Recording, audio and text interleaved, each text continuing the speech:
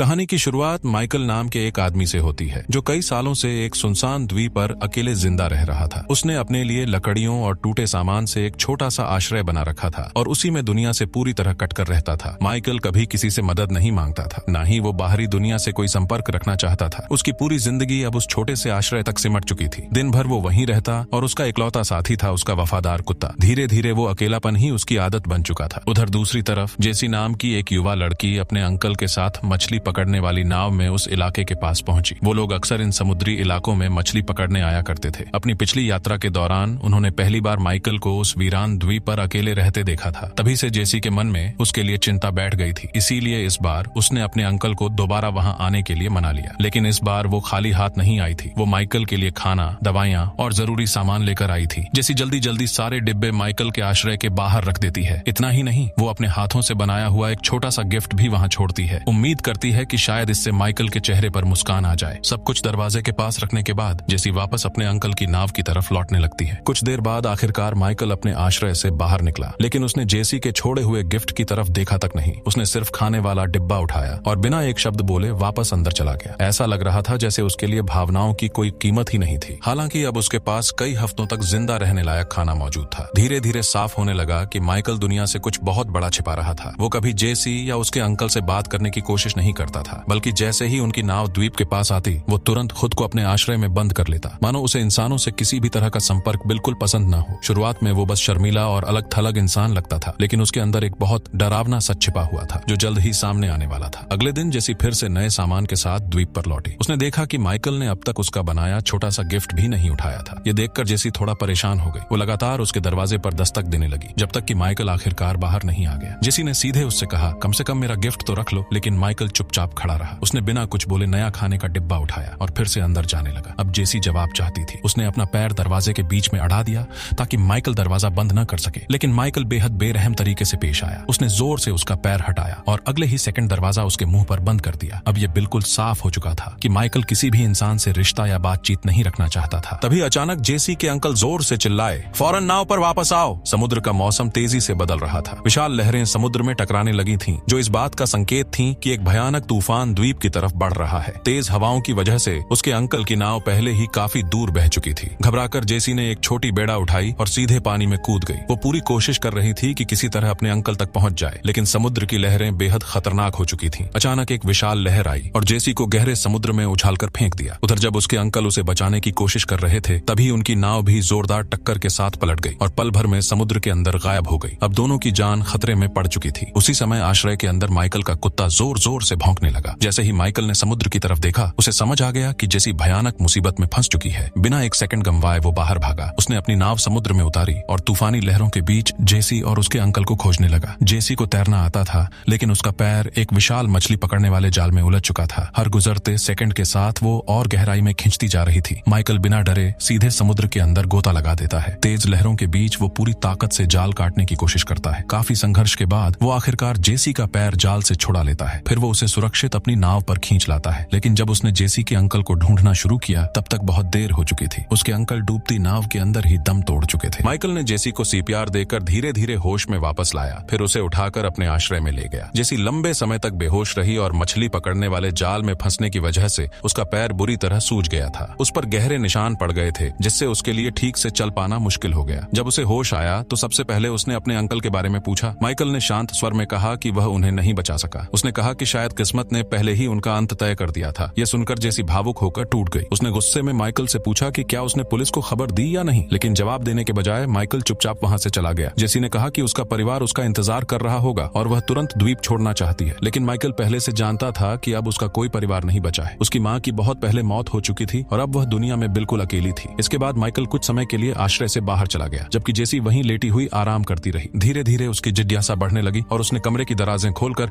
Michael का सामान देखना शुरू किया। उसे वहां कई अजीब चीजें मिली जो किसी बड़े रहस्य की ओर इशारा कर रही थी। तभी उसे एक दराज के अंदर एक तेज चाकू मिला। उसने तुरंत उसे अपनी सुरक्षा के लिए अपने पास रख लिया। उसी समय माइकल कमरे में वापस आने वाला था। जेसी जल्दी से वापस बिस्तर पर लेट गई और ऐसे दिखाने लगी जैसे वह आराम कर रही हो। इसके बावजूद माइकल उसकी देखभाल करता रहा और उसने किसी तरह की आक्रामकता नहीं दिखाई। कुछ पल बाद जैसे ही माइकल उसके करीब आया, जेसी अचानक बिस्तर से उठ खड़ी हुई और छुपाया हुआ चाकू सीधे माइकल की तरफ तान दिया। उसने डर और गुस्से में कहा, चाहे कुछ भी हो जाए, वो तुरंत इस द्वीप से जाना चाहती है। लेकिन हैरानी की बात यह थी कि माइकल बिल्कुल भी नहीं घबराया। वो शांत खड़ा रहा। फिर उसने जेसी को चाकू पकड़ने का सही तरीका सिखाना शुरू कर दिया। उसने बताया कि अगर कभी खुद को बचाने की नौबत आए तो वार कैसे करना चाहिए। उसी पल जेसी को धीरे धीरे एहसास होने लगा कि माइकल कोई खतरनाक इंसान नहीं है, वो सिर्फ उसकी रक्षा करना चाहता था और उसकी देखभाल कर रहा था। असल में उससे डरने की कोई वजह ही नहीं थी। माइकल जेसी के साथ बिल्कुल अपनी बेटी जैसा व्यवहार करने लगा। वो उसके घाव साफ करता, पट्टियां बदलता, उसके लिए खाना बनाता और घायल पैर की वजह से चलने में भी उसकी मदद करता। ऐसा लग रहा था मानो उसने पूरी तरह जेसी की जिम्मेदारी अपने ऊपर ले ली हो। समय धीरे धीरे गुजरने लगा। जेसी की हालत भी अब पहले से बेहतर होने लगी। दिन भर वो ज्यादातर माइकल के कुत्ते के साथ खेलती रहती थी, लेकिन एक बात अब भी उसे परेशान कर रही थी। उसे आज तक माइकल का असली नाम तक नहीं पता था। जब भी वो उससे नाम पूछती, माइकल हर बार बात टाल देता। वो बस इतना कहता कि वो उसके अंकल को कई सालों से जानता था। बाद में सच सामने आया कि माइकल और जेसी के अंकल कभी सेना में साथ काम करते थे। उसी दौरान दोनों के बीच गहरी दोस्ती हो गई थी, लेकिन इसके बावजूद जेसी चाहे जितनी बार उसका नाम पूछती, माइकल कभी जवाब नहीं देता, मानो वो जानबूझकर अपनी असली पहचान उससे छुपा रहा हो। कुछ समय बाद माइकल ने देखा कि जेसी के पैर का घाव तेजी से खराब होता जा रहा है। इन्फेक्शन अब धीरे धीरे पूरे पैर में फैलने लगा था। अगर इसे जल्दी नहीं रोका गया तो शायद उसका पूरा पैर काटना पड़ सकता था। ये सुनकर जेसी घबरा गई। उसे लगा कि उन्हें तुरंत अस्पताल जाना चाहिए, लेकिन किसी अजीब वजह से माइकल ने साफ मना कर दिया। उसने कहा कि वो खुद शहर जाएगा और उसके इलाज के लिए सारी दवाइयां लेकर वापस आएगा। फिलहाल उसने जेसी से कहा कि वो शेल्टर के अंदर ही आराम करे और कहीं बाहर जाने की कोशिश न करे। इसके बाद माइकल बिना समय गंवाए अपनी नाव में बैठा और समुद्र की तरफ निकल गया। जेसी अब भी समझ नहीं पा रही थी कि आखिर उसके आसपास चल क्या रहा है। घायल होने की वजह से वो चुपचाप शेल्टर के अंदर ही पड़ी रही, लेकिन उसके दिल में बार बार एक अजीब एहसास हो रहा था, मानो ये शांति सिर्फ किसी बड़े खतरे के आने से पहले की खामोशी हो। माइकल के जाने के बाद जेसी धीरे धीरे उसके कमरे को देखने लगी। तभी उसकी नजर दीवारों पर टंगी दर्जनों ड्राइंग्स पर पड़ी। उनमें कई स्केच उसके और उसके अंकल के भी थे। तभी उसे समझ आया कि माइकल खाली समय में ड्राइंग बनाना बहुत पसंद करता है। फिर अचानक जेसी की नजर उस गिफ्ट पर पड़ी जो उसने पहले माइकल को दिया था। माइकल ने चुपके से उसे खोल लिया था। उसके अंदर कांच का एक छोटा सा खिलौना रखा था, जिसमें उसी द्वीप वाले लाइट हाउस की छोटी सी आकृति बनी हुई थी। ये देखकर जेसी के चेहरे पर पहली बार सच्ची खुशी दिखाई दी। उसे एहसास हुआ कि माइकल ने उसका दिया हुआ गिफ्ट संभाल कर रखा था और शायद वो उतना बेरहम नहीं था जितना वो दिखने की कोशिश करता था। कहानी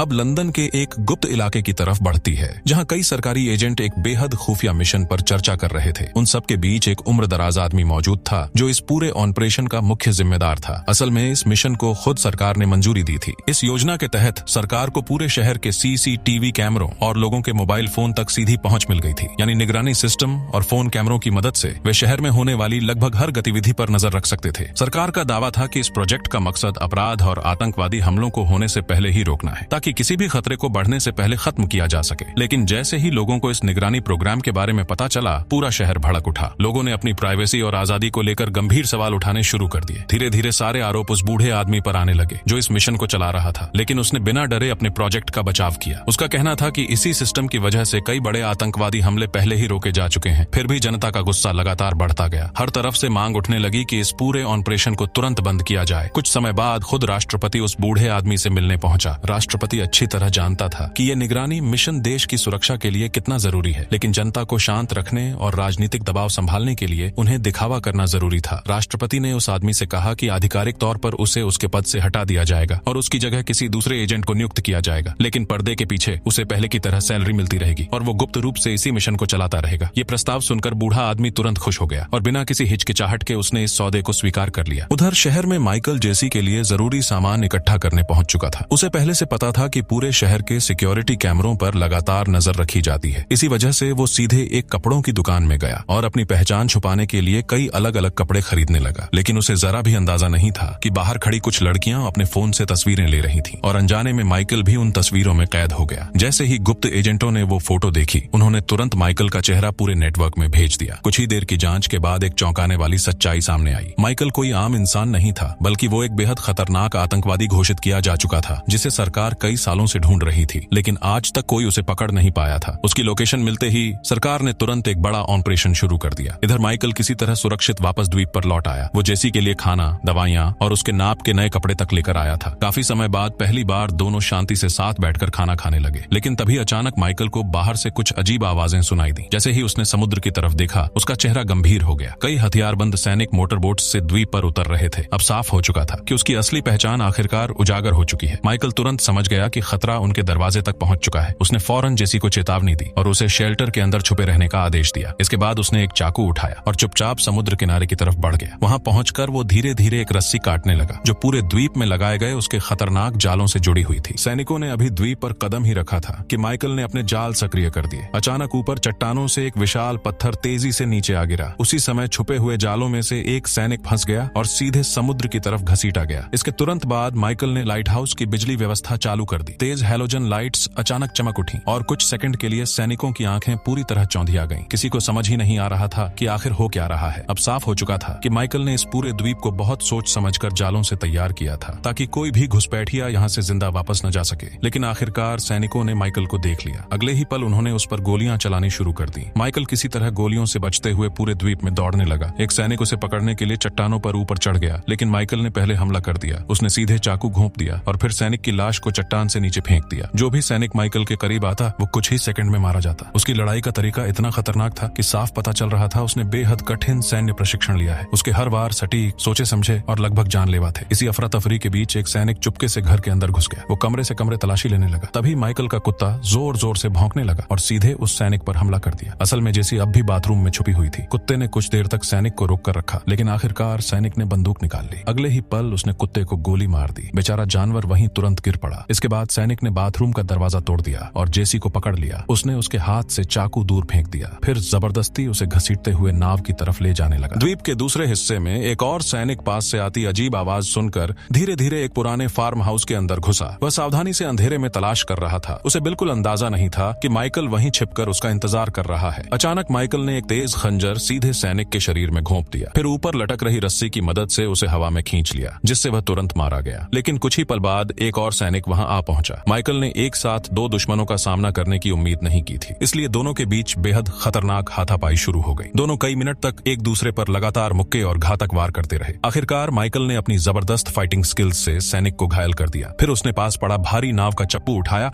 और लगातार उसके ऊपर वार करने लगा। अंत में माइकल ने उसी चप्पू को सैनिक की गर्दन पर जोर से दबा दिया। उसकी गर्दन टूटते ही सैनिक की मौत हो गई। अब तक लगभग सभी सैनिक मारे जा चुके थे। तभी अचानक माइकल को जेसी की चीख सुनाई दी। वह तुरंत आवाज की दिशा में भागा। उसने देखा कि एक बचा हुआ सैनिक जेसी को घसीटते हुए भागने वाली नाव की तरफ ले जा रहा था। माइकल ने तुरंत एक राइफल उठाई और बिना समय गंवाए सैनिक की टांग पर गोली चला दी। गोली लगते ही सैनिक जमीन पर गिर पड़ा। जेसी अभी भी जिंदा थी और उसके पास खड़ी थी। माइकल की निशानेबाजी इतनी खतरनाक थी कि उसने सैनिक को संभलने का मौका तक नहीं दिया। अगले ही पल उसने उसे खत्म कर दिया। आखिरकार माइकल सुरक्षित तरीके से जेसी तक पहुंच गया। इतने भयानक हमले के बावजूद जेसी को कोई चोट नहीं आई थी और अब द्वीप पर हमला करने वाला हर सैनिक मारा जा चुका था। लेकिन तभी माइकल ने एक बेहद डरावनी चीज देखी। हर सैनिक के शरीर पर कैमरे लगे हुए थे। मतलब द्वीप पर हुआ पूरा हमला रिकॉर्ड हो चुका था। माइकल ने बिना एक सेकंड गंवाए सभी मरे हुए सैनिकों के उपकरण उतार लिए। फिर उसने जेसी को वहीं रुकने का आदेश दिया। जब वह अपने कमरे के अंदर पहुंचा, उसने देखा कि उसका कुत्ता मर चुका था। पहली बार माइकल के चेहरे पर असली भावनाएं दिखाई दी। वह चुपचाप अपने सबसे वफादार साथी को आखिरी विदाई देने लगा। कुछ ही देर बाद माइकल ने एक छोटा छिपा हुआ फोन निकाला। उसने किसी को शांत आवाज में कॉल करके कहा, मैं आ रहा हूँ और सब कुछ मेरे पास है। यह साफ था कि यह कोई गुप्त कोड संदेश था। कॉल खत्म होते ही माइकल ने तुरंत फोन बंद कर दिया। फिर जरूरी सामान इकट्ठा किया और जेसी को साथ लेकर उसी नाव से द्वीप छोड़कर हमेशा के लिए निकल गया। लेकिन अब एक बात पूरी तरह तय हो चुकी थी। गुप्त एजेंसियों को आखिरकार माइकल के अस्तित्व के बारे में पता चल चुका था। दूसरी तरफ निगरानी टीम को भी जानकारी मिल गई कि द्वीप पर भेजे गए सभी सैनिक मारे जा चुके हैं। उन्हें माइकल की रिकॉर्डिंग भी मिल चुकी थी। इसी वजह से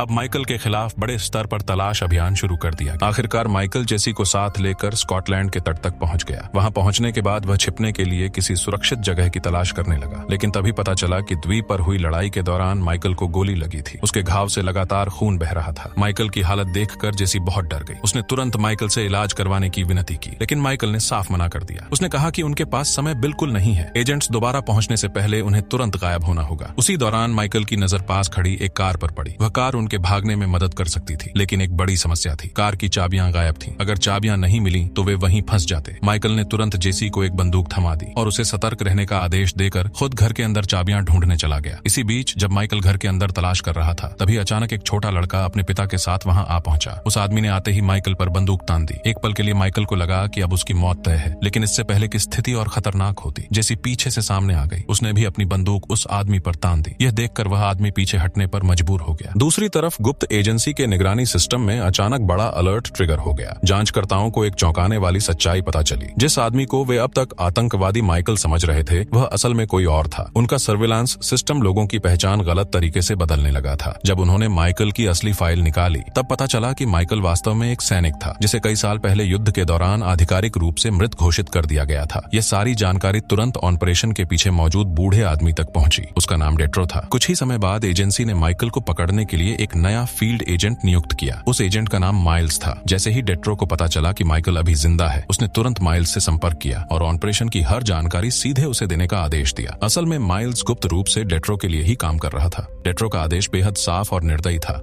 माइकल और जेसी दोनों को खत्म करना होगा। इसी दौरान एजेंट्स को उसी घर से जुड़ा एक फोन सिग्नल मिला जहां माइकल और जेसी छिपे हुए थे। उस लोकेशन का पता चलते ही कई टैक्टिकल फोर्स तेजी से वहां पहुंचने लगी। माइकल तुरंत समझ गया कि ये सामान्य पुलिस वाले नहीं हैं। ये वही खतरनाक एजेंट्स थे जिन्होंने द्वीप पर हमला किया था। जैसे ही लड़के का पिता घर से बाहर निकला, उसे तुरंत गोली मार दी गई। यह देखकर छोटा लड़का बुरी तरह डर गया। वह अपने पिता के पीछे बाहर भागने वाला था, लेकिन माइकल ने उसे रोक लिया क्योंकि वह जानता था कि बाहर मौजूद एजेंट्स जिसे भी देखेंगे मार देंगे। तब तक कई अधिकारी घर के अंदर घुस चुके थे, लेकिन माइकल ने तुरंत एक एक करके सबको खत्म करना शुरू कर दिया। वह मरे हुए अधिकारियों के हथियार उठाता गया और जो भी उसके करीब आया उसे मार गिराया। मौका मिलते ही माइकल जेसी को लेकर तेजी से बाहर निकला। उसने पास आते अधिकारियों के चेहरों पर सीधे पेपर स्प्रे छिड़क दिया। अफरा तफरी में एक डरा हुआ अधिकारी अपनी कार की चाबी गिरा बैठा। माइकल ने तुरंत जेसी को गाड़ी में बैठाया और बाकी एजेंट्स के घेरने से पहले ही वहां से तेजी से निकल गया। दूसरी तरफ गुप्त एजेंसी के मुख्यालय में टीम लीडर ने तुरंत आदेश दिया कि किसी भी कीमत पर माइकल को पकड़ना होगा। उनके अनुसार माइकल को इस बार किसी हालत में भागने नहीं दिया जा सकता था। लेकिन एक बड़ी समस्या सामने आ गई। फील्ड एजेंट माइल्स अब एजेंसी के सीधे आदेश नहीं मान रहा था। असल में वह गुप्त रूप से डेट्रो के निजी आदेशों पर काम कर रहा था और वह पहले ही अकेले माइकल की कार का पीछा शुरू कर चुका था। माइल्स लगातार माइकल की गाड़ी पर गोलियां चला रहा था और तेज रफ्तार में सड़कों पर उनका पीछा कर रहा था। कुछ ही देर में पीछा एक जानलेवा हाई स्पीड लड़ाई में बदल गया। दोनों गाड़ियां कई बार एक दूसरे से टकराईं। एक समय ऐसा लगा कि माइकल की गाड़ी पूरी तरह तबाह होने वाली है, लेकिन घबराने के बजाय माइकल अचानक शांत हो गया। उसने अपनी गाड़ी की रफ्तार कम की, फिर तेजी से माइल्स की कार के पीछे पहुंच गया और पूरी स्पीड से उसकी गाड़ी में जोरदार टक्कर मार दी। माइल्स इस हमले के लिए बिल्कुल तैयार नहीं था। उसकी कार सड़क से उछलकर बुरी तरह पलट गई। इसके बाद माइकल ने उस टूटी हुई गाड़ी को और गहराई तक जंगल की तरफ धकेल दिया। फिर जेसी को लेकर वहां से भाग निकला। अब साफ हो चुका था कि माइकल सिर्फ लड़ाई में ही नहीं बल्कि बच निकलने और जीवित रहने की रणनीतियों में भी बेहद माहिर था। लेकिन उस हादसे में माइल्स मरा नहीं था। किसी तरह वह घायल हालत में कार से बाहर निकल आया। फिर उसने सड़क पर जा रहे एक आदमी को रोका और उसकी कार छीनकर दोबारा माइकल का पीछा शुरू कर दिया। इसी दौरान गुप्त एजेंसी की लीडर लगातार जानकारी इकट्ठा कर रही थी और माइकल का पता लगाने की पूरी कोशिश कर रही थी। डेट्रो के साथ एक कॉल के दौरान उसने सीधे पूछा कि आखिर माइकल असल में है कौन। तभी डेट्रो ने पहली बार सच्चाई बताई। माइकल कई साल पहले सरकार की एक बेहद खुफिया सैन्य यूनिट का हिस्सा था। यह यूनिट दुनिया के अलग अलग देशों में बेहद खतरनाक मिशन अंजाम देती थी। माइकल उन्हीं चुनिंदा एजेंट्स में शामिल था जिन्हें सरकार गुप्त मिशनों पर भेजती थी। एक मिशन के दौरान उसने एक महत्वपूर्ण वैज्ञानिक को बचाया था, लेकिन उसी ऑपरेशन के बाद वह रहस्यमय तरीके से गायब हो गया और सरकार ने उसे आधिकारिक रूप से मृत घोषित कर दिया। लेकिन अब एजेंसी को पता चल चुका था कि माइकल अभी भी जिंदा है, जबकि दूसरी तरफ डेट्रो गुप्त रूप से सर्विलांस सिस्टम को नियंत्रित कर रहा था और एजेंट माइल्स का इस्तेमाल करके माइकल का शिकार करवा रहा था। उधर माइकल और जेसी शहर के अंदर कैमरों से बचते हुए भाग रहे थे। इसी दौरान वे माइकल के पुराने दोस्त आर्थर से मिले। आर्थर एक हैकर था जिसने कई सालों तक सरकारी सिस्टम के अंदर माइकल की पहचान छिपा कर रखी थी। आर्थर ने यह भी बताया कि उसे कैंसर है और अब वह अपनी जिंदगी में आखिरी बार माइकल की मदद करना चाहता है। लेकिन तभी माइल्स ने उन पर हमला कर दिया, जिसके बाद एक बेहद खतरनाक लड़ाई शुरू हो गई। फिर भी माइकल किसी तरह जेसी और आर्थर को लेकर वहां से बच निकला। दूसरी तरफ डेट्रो लगातार उनके पीछे एजेंट्स भेजता रहा और परछाइयों में छिपकर पूरी एजेंसी को नियंत्रित करता रहा। बाद में माइकल ने एक गैंगस्टर को मजबूर किया कि वह उसके और जेसी के लिए नकली पासपोर्ट तैयार करे ताकि दोनों हमेशा के लिए गायब हो सकें। लेकिन तभी एक नाइट क्लब के अंदर एजेंट्स ने उन पर घात लगाकर हमला कर दिया। माइकल ने बेहद खतरनाक लड़ाई में एजेंट्स का मुकाबला किया। इसी दौरान जेसी कुछ समय के लिए पकड़ी गई, लेकिन आर्थर ने उसकी लोकेशन ट्रैक कर ली, जिसके बाद माइकल ने पहुंचकर जेसी को बचा लिया। फिर दोनों बंदरगाह की तरफ भाग निकले, जहां माइकल का सामना आखिरी बार माइल्स से हुआ। दोनों के बीच बेहद क्रूर और जानलेवा लड़ाई हुई। आखिरकार माइकल ने माइल्स को मार गिराया और जेसी को साथ लेकर नाव के जरिए वहां से भाग निकला। इसके बाद माइकल ने डेट्रो का पता लगा लिया और उसकी सारी करतूतों का बदला लेते हुए उसे गोली मारकर खत्म कर दिया। कुछ महीनों बाद जेसी स्पेन में नई जिंदगी जी रही थी, लेकिन एजेंट्स अभी भी उसका पीछा कर रहे थे। उन्हें विश्वास था कि एक दिन जेसी उन्हें माइकल तक जरूर पहुंचा देगी। फिर एक दिन जेसी ने पास लगे कैमरे की तरफ देखकर पीछे मुड़कर देखा और सामने माइकल को जिंदा खड़ा देखकर पूरी तरह हैरान रह गई। आखिरकार दोनों एक बार फिर मिल चुके थे। इसी के साथ हमारी कहानी समाप्त होती है।